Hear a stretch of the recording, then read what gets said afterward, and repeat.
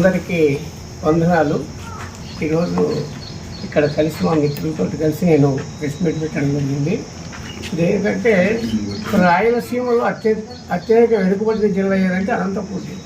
అతివృష్టి అనావృష్టితో చాలా ఎప్పుడు కూడా వర్షాలను రావచ్చు, ఎక్కువ రావచ్చు. రైతులు అన్ని రకాల మన ఇండియాలోనే ఉన్నటువంటి జిల్లాలో ఇది నెంబర్ 1 జిల్లాలో నెంబర్ 2 అట్లాంటి జిల్లాలో ఏదో ఎన్టీ రామారావు పుణ్యాన అందరి నివా అనేవి చేయడము, దానివల్ల ఇక్కడ ఉన్న ప్రాంతంలో రైతులందరూ కూడా అనంతపూర్ జిల్లా నుంచి అందరి నివా వచ్చిన తర్వాత రాప్తాడు కావచ్చు, ధర్మవరం కావచ్చు, పుట్టపర్తి కావచ్చు, కదిరి కావచ్చు, ఈ ప్రాంతంలో అందరి నివా కాలం వచ్చిన తర్వాత వాటితో భూగర్భ జలాలు వచ్చిన దానివల్ల పెరిగిన దానివల్ల అనేక మంది రైతులందరూ కూడా ఇక్కడ బోర్లు వేసుకొని వాటి ద్వారా మంచి జలాలు పెరగడం వల్ల అనేక మంది చెట్లు పెట్టుకున్నారు.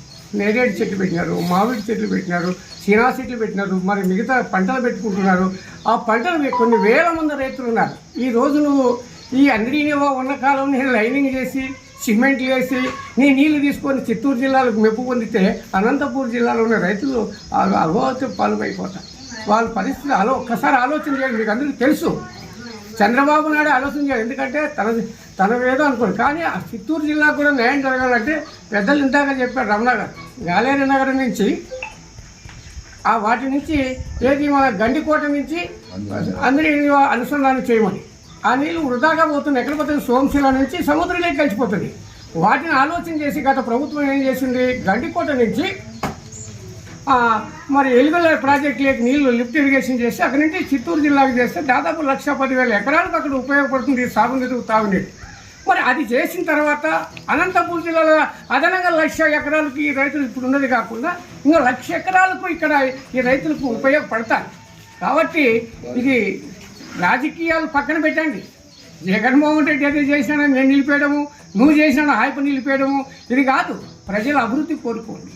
ఈ కాలంలో నువ్వు లైనింగ్ పనులుగా చేసి గొప్పతనం కాదు, దాన్ని వెడల్పు చేసి అక్కడ వచ్చి వర్షాభావంతో వచ్చినప్పుడు వచ్చిన 40 రోజులు 50 రోజులు వచ్చిన వర్షాలలో రోజుకు ఒక టీఎంసీ నీళ్లు తీసుకొచ్చి ఇక్కడ నిల్వ చేసి రాయలసీమను ఆదుకోవాల్సిన అవసరం ఉంది. అందులో మీరందరూ ఇక్కడ నుంచి ముఖ్యమంత్రి అయిపోయి హైదరాబాద్ని డెవలప్ చేసి అమరావతికి వచ్చారు. అమరావతిని డెవలప్ చేసి లాస్ట్కి ఎక్కడ వస్తారు? మీరు అక్కడ స్థిరపడిపోతారు. మా పరిస్థితి ఏంటంటే 1,000 కోట్ల అప్పు తీసుకొచ్చి అమరావతిలో పెడితే అక్కడ మీరే తీరుస్తారో? ప్రజలంతా తీర్చాలి కదా. మరి ఈ ప్రాంత ప్రజలకు రాయలసీమలో మీరు ఏం సమాధానం చెప్తారు? మీరు రాయలసీమ వెడల్గా ఉన్న జిల్లాల్లో రైతాంగంలో ఈ రాయలసీమలో ప్రతి రైతు వేరుశనగకాయ పండిస్తున్నాడు, మామిడి పడుతున్నాడు, నేరేడు పండుతున్నాడు.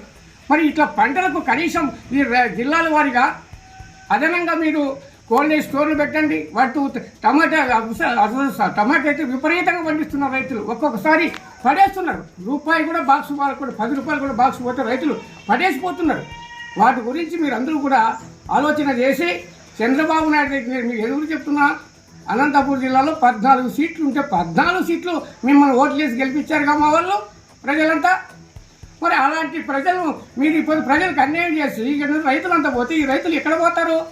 నువ్వు లైనింగ్ చేసిన వెంటనే నీటి సుక్క లేకుండా నీట్గా బోటుకుంటే నీళ్ళు పోసిన చిత్తూరు జిల్లాలో పోతే వీళ్ళంతా ఏమైపోతారు వీళ్ళు? కాబట్టి ఇక్కడ ఉన్నటువంటి 14 మంది ఎమ్మెల్యేలకు చెప్తున్నా, 2 ఎంపీలకు చెప్తున్నా, మంత్రులకు చెప్తున్నా, మీరు చేసే విధానాలు మీ చంద్రబాబు నాయుడు దృష్టిని తీసుకోండి. అనంతపూర్ జిల్లా జరిగే అన్యాయాన్ని ఆయనకు మీరు క్లుప్తంగా చెప్పి ఈ రైతులకు న్యాయం చేయకపోతే మీలో ఒక్కరు కూడా నెక్స్ట్ మళ్ళీ జగన్మోహన్ రెడ్డి పట్టిన గతే మీకు ఒక్క సీటు కూడా గెలవరు. అది గుర్తు పెట్టుకోమని నేను రాయలసీమ బీసీ ఐక్యవేదిక అధ్యక్షుడిగా నేను మంచిగా కోరినా మీ కూటమి ప్రభుత్వానికి మేము చేశాం. ఇప్పుడు రాజకీయాలు కావాల్సింది రైతుల సమస్యలు. ఈ రైతు ఈరోజు మీరు పొరపాటు చేస్తే లైనింగ్ పనులు ఆపండి. అదే అందరి కాలంలో లోతు చేయండి, వెడల్పు చేయండి.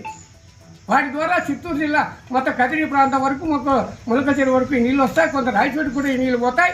మరి ఆ నుంచి గాలేరు నగర్ నుంచి తీసుకుపోయి మీరు చిత్తూరు జిల్లాతో 1,10,000 ఎకరాలు అక్కడ వాళ్ళు బాగుపడతారు. ఇంకా 1,00,000 ఎకరాలకు అదనంగా అనంతపూర్ జిల్లా రైతులు బాగుపడతారు. మీకు అన్నీ తెలుసు. మీరు ధైర్యంగా చంద్రబాబు నాయుడు దగ్గర పోయి రేపు ఆయన పయాల కేసు నేను చెప్పినారు, మేము లైనింగ్ పనులు చేస్తాము, తర్వాత వెడల్పు అంటే లైనింగ్ చేసినాక వెడల్పు చేస్తాము. నువ్వు ఎట్లా చేస్తావు? ఎట్లా మాట్లాడతారు మీరు? కాబట్టి చంద్రబాబు నాయుడు దృష్టికి తీసుకుపోయి ఈ 14 మంది ఎమ్మెల్యేలు 2 ఎంపీలు కలిసి ఈ అనంతపురం జిల్లా ప్రజల గురించి ఆలోచన చేయకపోతే నెక్స్ట్ మీకు భవిష్యత్తు ఉన్నదని నేను మీడియా ద్వారా తెలియజేసుకునే అవకాశం ఇచ్చిన మీ అందరికీ కూడా ధన్యవాదాలు.